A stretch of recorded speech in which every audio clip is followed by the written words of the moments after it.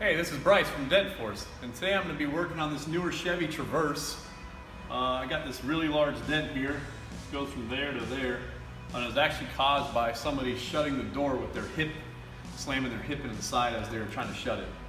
I'll start this one off with some glue pulling and some other big tabs on here yanking on it. And dents like this, people see them and they want to put a suction cup and try and pop them from the middle.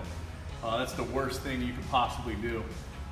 This edge, bulge crown, you actually want to start here and then bring them down from there. You never want to pull in the middle because then it'll lock the top here. And I'll show you the process of how I do that and walk you through this one. All right, now you can see the actual whole size of this dent here. And the top part, and the very top is going to be the hardest part to get out of it, but I'll give you the idea of the whole size of it.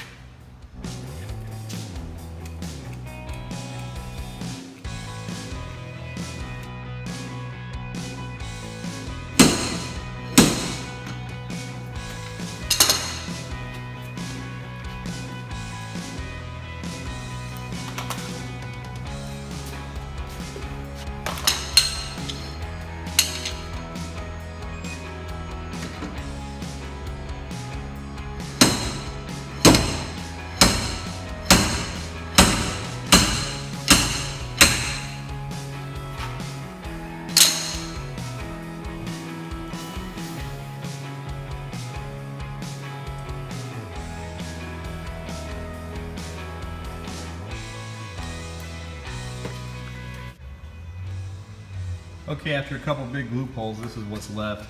The dent's a lot shallower, but you still have all those crowns and kinks, and even the kink still goes all the way down. But just from the video there, that's where myths go around that people believe the dents just pop out. And even though a lot of the bulk of the dent popped out, you can still see a lot of it still remains. And this is where you have to do the fine tuning with our actual tools. I'll get started doing that.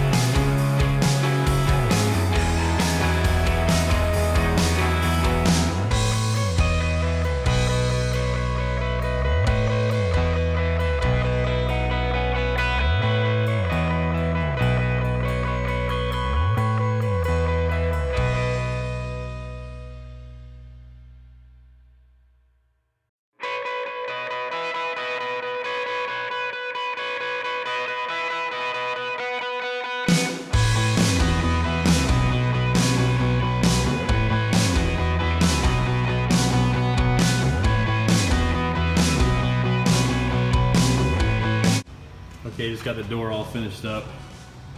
Here, as you can see, it looks good. Came out awesome. Got all that kink out at the top, the dent all the way at the bottom part.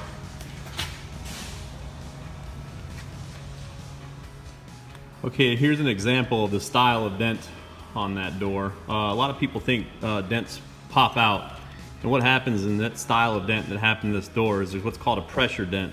So if somebody were to do the same thing in your car and do a dent like this, it leaves a pressure dent, and this is where people think dents pop out. Now most people, what they do is put a plunger or something in their car and pull right in the middle.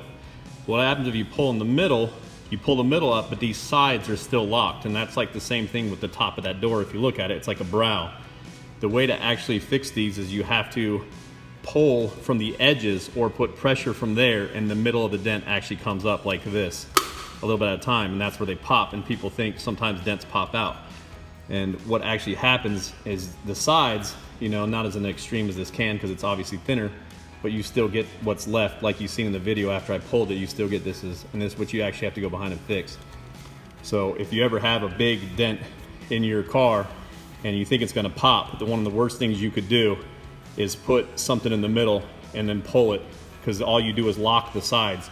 You have to actually do it from the sides, and then the middle will come up with the sides. So, you know, that's happens on a lot of dents like that, and that's why, again, people think they pop. And I would suggest not trying to do it yourself sometimes, because you'll end up with it locked in some cases and make it worse. But again, always check with Paintless dent repair professional near you and get their opinion on something like that. Well, we got this one all knocked out. As you can see, after the initial pull, a lot of the bulk of the dent came out.